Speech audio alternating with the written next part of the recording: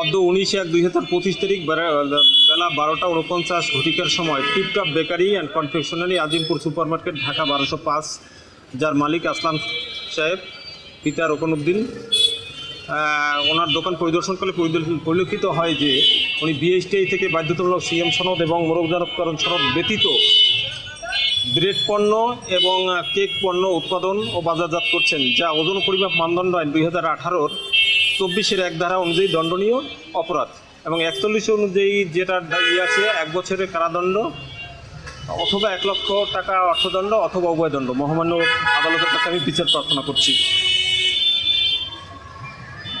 আচ্ছা, বিষয়টা হচ্ছে আপনি যে এমন একটা ফরওয়ার্ডিং জায়গায়, হ্যাঁ, আপনি এইভাবে যে আয়োজন করে একটা ব্যবসা চালু করছেন, এগুলো খুব সেন্সিটিভ একটা পণ্য। হ্যাঁ, এগুলা আদৌ আপনার মান ঠিক আছে কিনা এটা তো আসলে আপনি জানেন না, এবং যে খাচ্ছে সেও জানে না। এটা কে জানবে? এটা কোন ল্যাবে পরীক্ষা হবে? বিএসটিআই কর্তৃক পরীক্ষিত হবে, দেন আপনি এই ব্যবসাটা করতে পারবেন। আপনি সেই কাজটি করছেন না। এই জন্য আপনাকে, যেহেতু আপনি বলছেন যে আপনার বিষয়টা, যেহেতু আপনি আগে আপনাকে সতর্ক করা হয়েছে, আমাদের অফিসারই এসে আপনাকে সতর্ক করে দিয়ে গিয়েছিল, তারপরেও আপনারা আসলে সুরক্ষিত করেননি বিষয়টাকে এবং আপনারা অফিসে যান নাই, অফিসে যান নাই, যোগাযোগ করেন নাই। এই জন্য আপনাকে সতর্কতামূলক 10,000 টাকা জরিমানা করা হলো। আপনি এই মুহূর্তে 10,000 টাকা জরিমানা দেবেন, ঠিক আছে? অনাদায়ে 3 মাসের জেল। ঠিক আছে, একটু যেতে দাও। আপনাকে তো আমাদের বিষয়টা বলেছি, কেমন আপনি যে পণ্যগুলো তৈরি করছেন ভোক্তা পর্যায়ে নিয়ে যাওয়ার আগে আপনাকে এগুলো বিএসটিআই থেকে মান পরীক্ষা করে একটা লাইসেন্স নিয়ে তারপরে ইয়ে করতে হবে। হ্যাঁ বলেন। আমরা হচ্ছে কি, যেমন আমাদের ফুডটা তো যে বিএসটি হলে আমাদের নির্দিষ্ট একটা ইয়া থাকে যে এই ফুডটা আমরা এই সিলের জন্য এটা করবো, যে ব্রেডের জন্য হলে ব্রেড। আমরা তো আজকে হচ্ছে এটা বানাচ্ছি, আবার কিছুদিন পরে আবার অন্য একটা আইটেম বানাচ্ছি। তাহলে আমরা বিএসটিটা কিভাবে ইয়ে করবো? আমি কথাটা ঠিক বুঝতে পারছি না। আপনি আজকের করছেন, আমি আজকের করছেন এইটা, কালকের করছেন ওইটা। হ্যাঁ হ্যাঁ, আপনি একদিনের জন্য যদি কোনো পণ্য তৈরি করে আমাদের বাজারমুখী করে ভোক্তা পর্যায়ে পৌঁছেই দেন, আপনি একদিন করছেন, তাহলেও ভোক্তাকে খেতে হলে ওটা তো মান মানুষ খায়।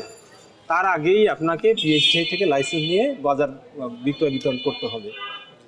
কিন্তু সেটা আপনি করেননি। আমি সপ্তাহখানেক এগিয়ে এসে গেছি, তারও আগে এসে গেছি, আমাদের কোর্টও একবার বোধহয় এসে গেছে এই এলাকাতে। তো তারপরেও আপনারা যদি আপনাদের কোনো বক্তব্য থাকতো সেটা যদি আপনি অফিসে গিয়ে বলতেন যে আমার এই বক্তব্য, কিন্তু তাও আপনি বলেন না। তার মানে আপনি আমাদেরকে, ঢাকার বাইরে ছিলাম, আমি একটু ডে অফ ছিল তো অফিসে। আচ্ছা যাই হোক, চিহ্নিত সম্মেলন কিন্তু যোগ করি। হ্যাঁ, ও আচ্ছা, কী নাম আপনার? শফিকুল ইসলাম। এখন আমাদের মহামান্য আদালত, হ্যাঁ, আপনি স্যারের কাছে আমার আইন অনুযায়ী শফিকুল ইসলাম, আজিমপুর বটতলা, আজিমপুর ঢাকা, পরিদর্শনকালে পরিলক্ষিত হয় যে বিএসটিআই হইতে বাধ্যতামূলক পিসিআর সনদ গ্রহণ ব্যতীত ব্রেড, কেক এবং ডেকোরেট কেক, যেটা এটাকে আমরা বলি ডেকোরেট কেক পণ্য উৎপাদন ও বাজারজাত করছেন, যা ওজন পরিমাপ মানদণ্ড আইনের 24-এর 1 ধারা অনুযায়ী দণ্ডনীয় অপরাধ। এই ধারার 41 ধারা অনুযায়ী এর শাস্তির বিধান রয়েছে 1 বছরের কারাদণ্ড প্রথম, অথবা 1 লক্ষ টাকা অর্থদণ্ড অথবা উভয় দণ্ড। আমি মহামান্য আদালতের কাছে বিচার প্রার্থনা করছি। বলতে চান কিছু? আমাদের এবার সুযোগ না, আপনাদেরকে আগেও সতর্ক করে দেওয়া হয়েছে, হ্যাঁ, এবং নিয়েছে আপনাদেরকে লাইসেন্সের প্রসেসিংটাও বলে গেছে, কিন্তু আপনারা শুনেন নাই। এগুলো খাদ্যপণ্য নিয়ে কোনো রিস্ক নেওয়া যায় না, ঠিক আছে?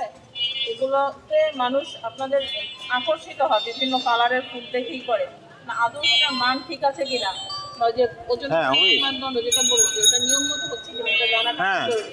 তারপর আপনাদেরকে দ্বিতীয়বার সুযোগ দেওয়ার জন্য আমি সতর্কতামূলক 10,000 না, আমার তো কই ফোন দিছে তো মনে হয় না। পরবর্তীতে যদি না করেন আপনাদের শাস্তি এখন আরো কঠিন হবে। এরকম হবে, আপনার জরিমানার পরিমাণটাও বাড়বে এবং ইভেন আপনাদের সব ক্লোজ করা হতে পারে, আপনাদের তিনবেলা করে দিতে হতে পারে, ঠিক আছে? যদি আপনারা এরপর সিস্টেমে না আসেন। আর আপনাদেরকে আমি আপাতত 10,000 টাকা জরিমানা করছি, এরপর যদি আপনি নিয়মের মধ্যে চলে আসেন দেন ওকে, না হলে কী হবে, আপনি কিন্তু আসলে ব্যবসাটা করতে পারবেন, ঠিক আছে? হ্যাঁ।